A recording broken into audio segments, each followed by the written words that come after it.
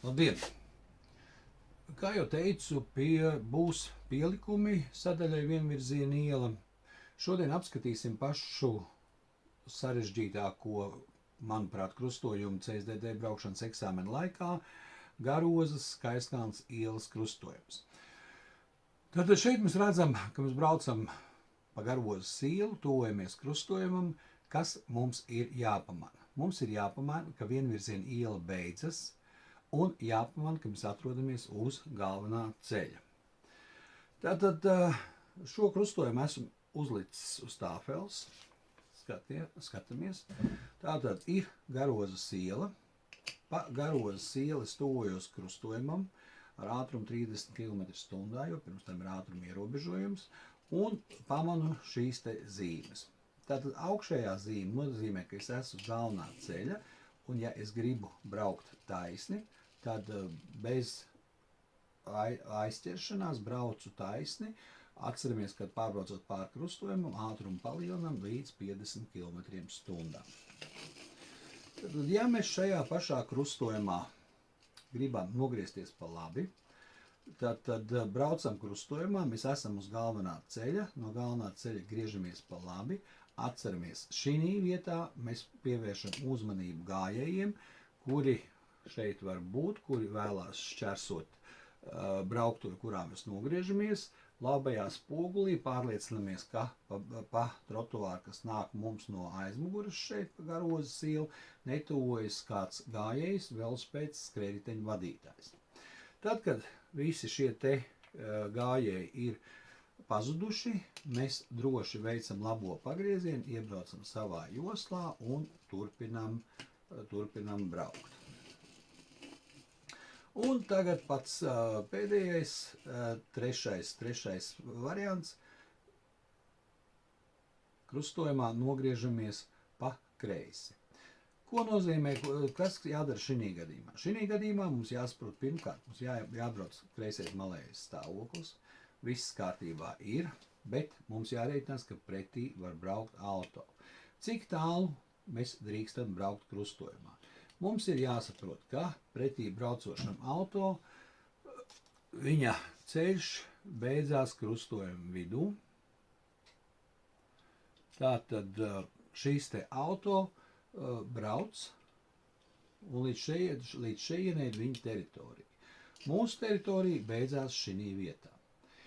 Mums ir jāsaprot, ka mēs esam uz galvenā ceļa, ka mums nav jādod ceļš ne sarkanam auto Skaistkalnes ielā, kas tuvojās vai ir apstājies pie zīmes, dodiet ceļu, vai precīzāk pie baltās stop līnijas, vai šķērsojumās brauktos mala.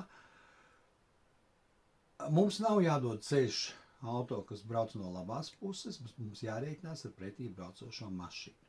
Tādēļ mēs droši braucam iekšā krustojumā, aizšķērsojam ceļu šim te sarkanajam autiņam, lai viņam nerodās doma, kad, ja teiksim, mēs te apstājamies, viņš var sākt raustīties, ka viņš tur kaut ko var paspēt, kaut kur aizbraukt. Jā, tātad mēs aizbraucam viņam priekšā, un šī vietā mēs dodam ceļu sarkanajam autiņam. Meloju. Šim te zaļajam autiņam, kas atrodas uz sarkanās joslas, viņš aizbrauc pirmais, un tad braucam mēs. Ja? Tātad no Garozas ielas puses mēs krustojumu esam apskatījuši.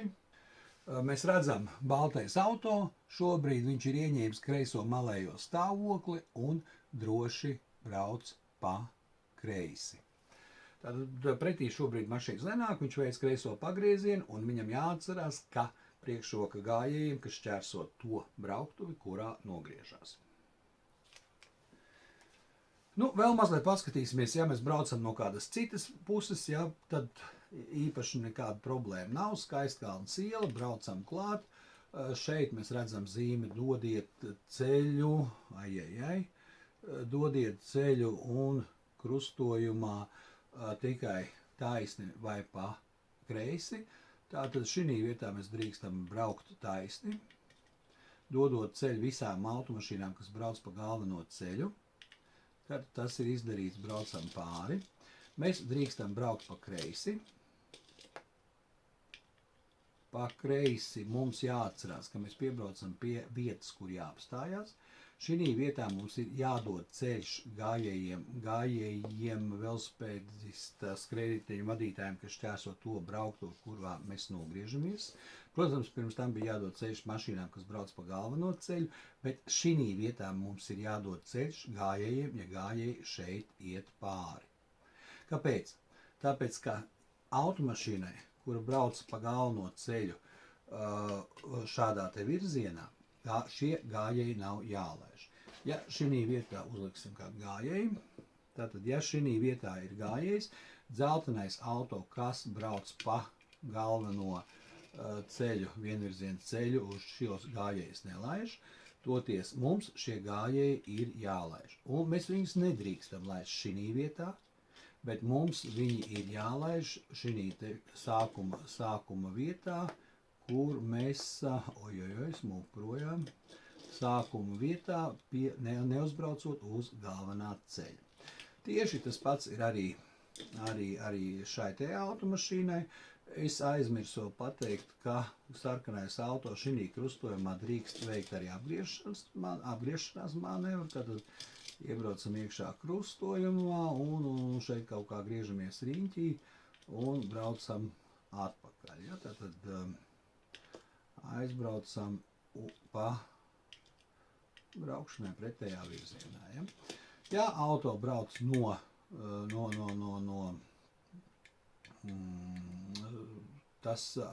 šīs te puses, tad mums ir jāsaprot, ka mēs arī varam braukt taisni, pa labi, griežoties pa labi, atkal atceramies šos te gājējus. Tikai tad, kad gājēji ir aizgājuši, mēs drīkstam griezties pa labi. Jā, un vēl tāda maza piebilde, ja mēs braucam pa kreisi no Skaistkalnes ielas puses, ja, tad šķērsojot šo te krustojumu, šeit tālāk ir zīme dzīvojamā zona. Ātrums 20 km/h, priekšroka gājējiem, velosipēdistiem, skrējriteņu vadītājiem, vienalga kādā virzienā viņi iet. Un atceramies, ka šī dzīvojamā zona ir ar vairākām, 5, 7 vienādas nozīmes krustojumiem, kur mums jāievēro labās rokas likums. Tā, laikam par šo krustojumu viss. Ja? Vēl mēs varam paskatīties šo te, kad ja mēs braucam pa, tā jau ir Putnu iela, aiz krustojumu. Ja mēs braucam pa Putnu ielu, tad mēs drīkstam griezties tikai pa labi, palaižot gājējus. Ja, tātad griežoties pa labi, mēs jau drīkstam mazliet iebraukt krustojumā, lai palaistu gājējus, un tad veicam šo manevru. Mēs drīkstam griezties pa kreisi uz šeieni. Tad mums jāatcerās, ka gājēji mums ir jālaiž šī vietā, kur šobrīd autiņš atrodas. Mēs nedrīkstam aizšķērsot pretējo joslu un šeit laist gājējus, kuri šķērso brauktuvi, kurā mēs nogriežamies. Ja? Ja šeit šo brauktuvi šķērso gājēji, tad mums šie gājēji ir jālaiž šī te vietā.